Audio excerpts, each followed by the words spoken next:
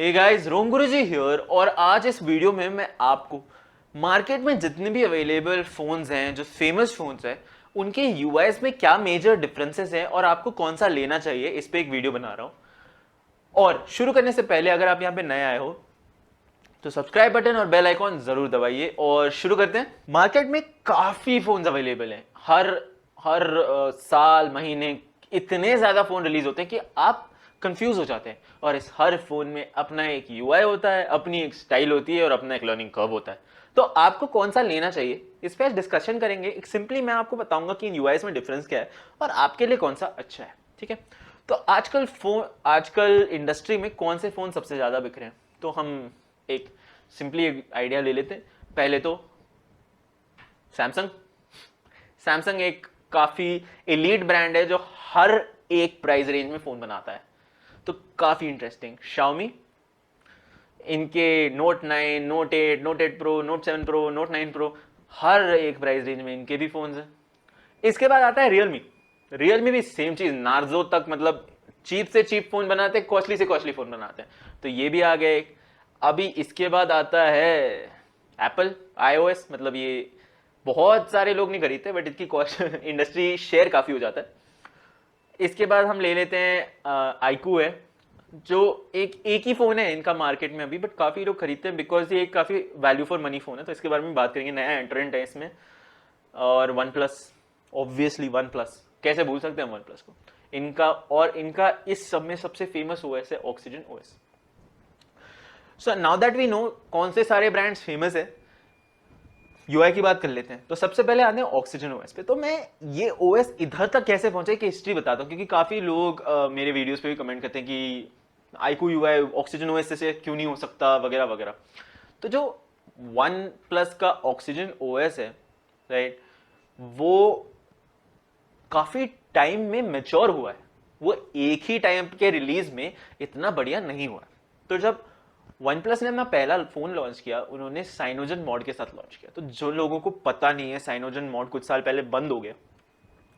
Cyanogen mod एक काफी बड़ी कस्टम रोम थी, वर्ल्ड रिनाउंड, हाई क्वालिटी। मतलब आप ऑक्सीजन ओएस को आज बहुत कूल मानते हो, बट अगर आप उस टाइम पे फोन यूज कर रहे होते तो आपको सिर्फ साइनोजन मॉड दिखता, क्योंकि वो इतना बढ़िया था। तो वन प्लस ने बोला चलो साइनोजन मॉड के साथ हम पार्टनरशिप करते हैं और यूजर्स को अपना पहला फोन देते हैं, और वो हिट हो गया। प्रॉब्लम ये आई कि उसके बाद साइनोजन मॉड की जो कंपनी थी वो बंद हो गई, तो अब साइनोजन मॉड यूज नहीं कर पाएंगे। तो उसके बाद क्या करना है, तो वन प्लस ने उन्होंने जो साइनोजन मॉड के साथ सीखा था उसी को एम्प्लॉय किया।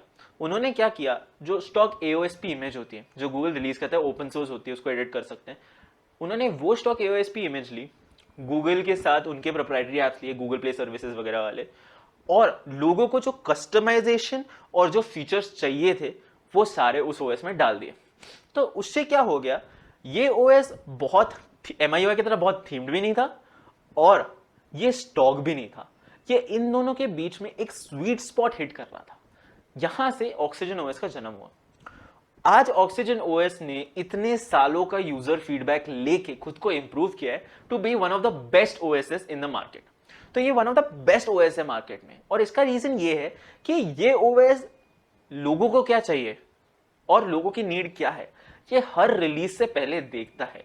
जो वन प्लस यूजर्स हैं उनसे पूछा जाता है कि वो कौन सा फीचर्स आगे देखना चाहते हैं, और कंपनी यही फीचर्स लेती है और अपने स्टॉक में डालती है।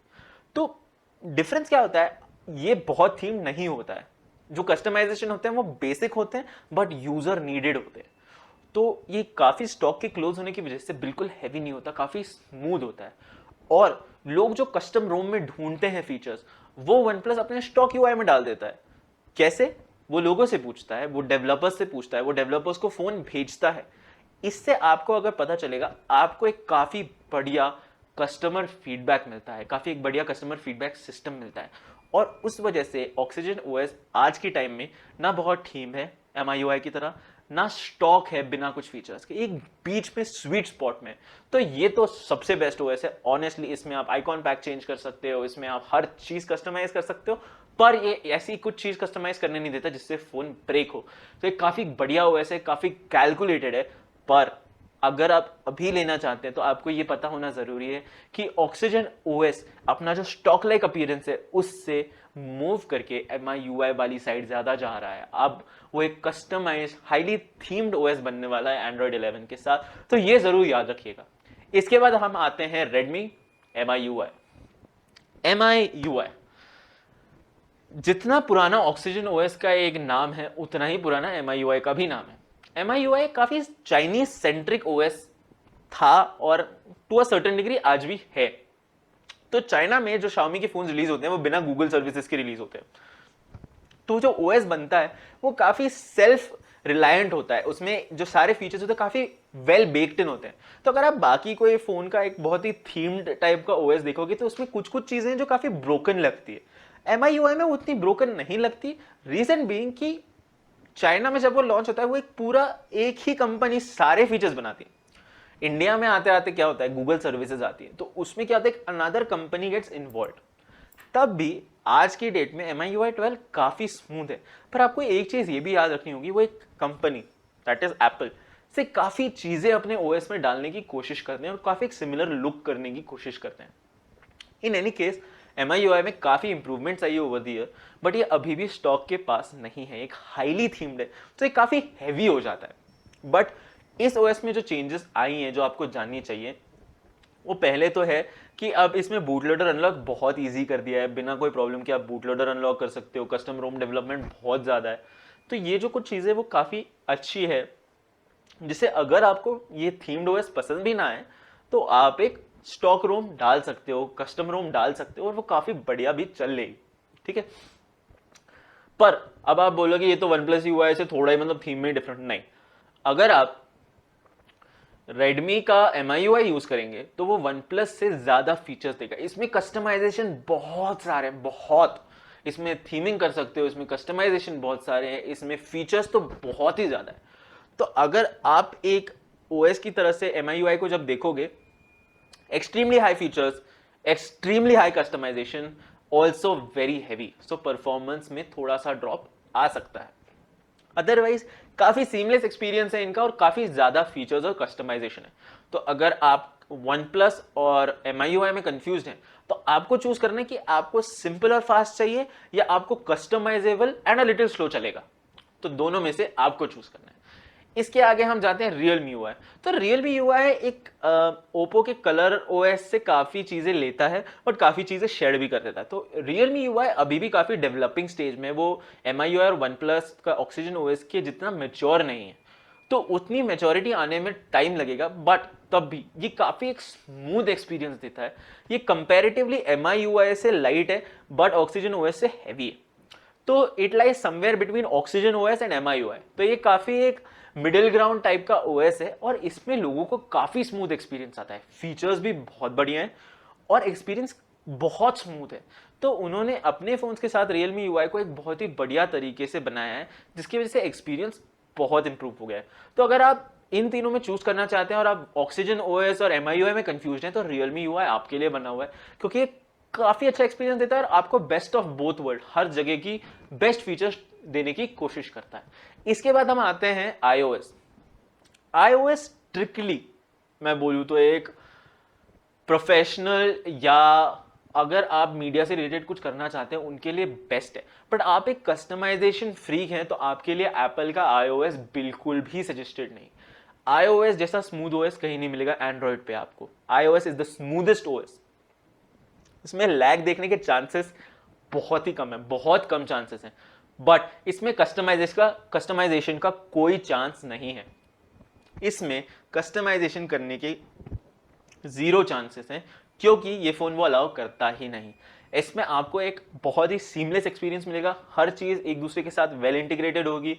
ऐप में कैमरा क्वालिटी कम हो रही है, कैमरा नहीं चल पा रहा है, कुछ ऐसा नहीं होगा, बट आप इसमें खुद का कस्टमाइजेशन कुछ नहीं कर सकते। सो अगर आप ऐसे लोगों में से हैं जो अपने फोन को अपनी तरह से पूरा चेंज करके रखते हैं टू शोकेस योर आइडेंटिटी, वो एप्पल के iOS में नहीं हो सकता। पर आप एक पावर यूजर हैं जिसको हर टाइम मल्टीटास्क करना है, जिसको बहुत सारे मैसेजेस सेंड करते हुए प्रेजेंटेशन एडिट करनी है, he is on the go, iOS आपके लिए है। इसके बाद हम आते हैं one UI. One UI is a very professional kind of system. ये काफ़ी प्रीमियम फील देता है यूज़ करने में।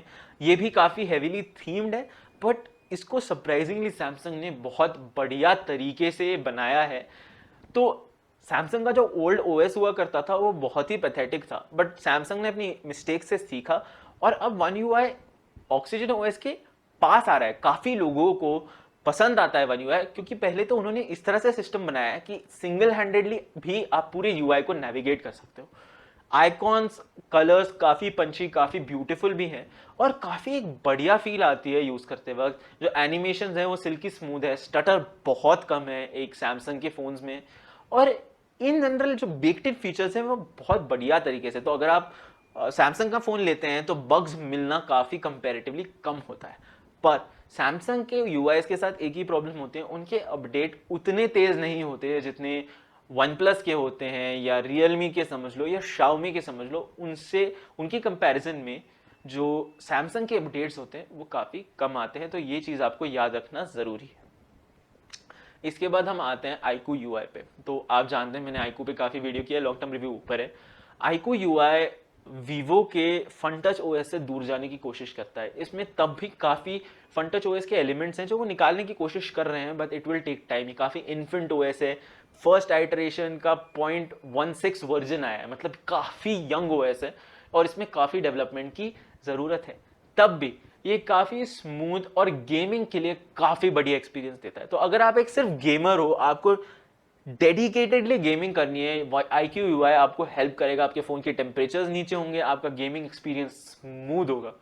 पर अगर आप एक पावर यूज़र हो या डे टू डे यूज़र हो जिसको फीचर्स भी चाहिए, कस्टमाइजेशन चाहिए, मल्टीटास्किंग बहुत स्मूथली चाहिए, एनिमेशन भी बढ़िया दिखने चाहिए और फिर थोड़ी मोटी गेमिंग चाहिए, तो आईक्यू यूआई आपके लिए नहीं है। तो अब हम एक फाइनल वर्डिक्ट पे आते हैं कि किसको कौन सा यूआई खरीदना चाहिए। तो अभी आप वन प्लस को देख लो। OnePlus is also part of the premium brand category. अगर आप प्रीमियम ब्रांड कैटेगरी में देख रहे हो तो मेरे हिसाब से जो 27 पे नॉर्ड आता है काफ़ी बढ़िया है। Oxygen OS will give you the best OS experience. User experience जो आपका होगा वो बहुत बढ़िया होगा, तो उसमें तो कोई डाउट ही नहीं है। अगर आप नॉर्ड भी यूज़ करते हो तो आपको एक फ्लैगशिप लेवल का एक्सपीरियंस देखने को मिलेगा, क्योंकि यूआई बहुत अच्छा है, ना कि सिस्टम का हार्डवेयर बहुत बढ़िया है।